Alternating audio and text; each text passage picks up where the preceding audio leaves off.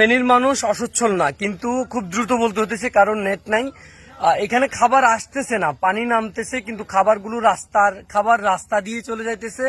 একজনে 20টা খাবারও পাইতেছে, আবার কেউ কেউ খাবার পাইতেছে না।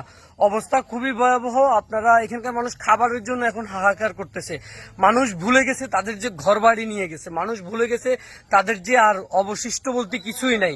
মানুষ এখন খেতে চায় এবং খেয়ে পরে মানুষ কোনো মতে বাঁচতে চায়, কারণ খাবার পানি পর্যন্ত নাই। এখানকার রাস্তা দিয়ে যে রাস্তাগুলো ঠিক আছে, এই রাস্তাগুলো দিয়ে আসে, আবার সেই রাস্তাগুলো দিয়ে আবার চলে যায়, কিন্তু রাস্তাগুলোতে তারা আসলে পায়ে কাদা নিতে চায় না। তো পায়ে যদি কাদা নিতে না চান, একজনকে যদি 20টা দিতে চান, তাহলে আর আসার দরকার কি আমার বুঝে আসে না।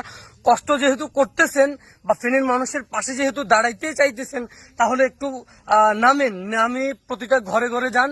প্রত্যেকটা ঘরে ঘরে দেখবেন কান্নার রোল চলতেছে, মানুষ ঝাপটায় ধরতেছে। রাস্তার পাশের মানুষ যারা আছে তারা এক একজনে অনেকগুলো পাইতেছে, কিন্তু কেউ কেউ পাইতেছে না। যদি দেওয়ার হয় তাহলে একটু গ্রামে ঢুকেন, যেসব মানুষগুলোর বাড়িঘর ভেঙে গেছে সেগুলোতে দেওয়ার চেষ্টা করেন। ত্রাণগুলো ফেনী শহরে আটকে না রাখা, এত ত্রাণ, শত শত কোটি টাকার ত্রাণ, অথচ এখানকার মানুষ ত্রাণ বলতে খাদ্য, কিন্তু এখানকার মানুষ খাবার পাইতেছে না।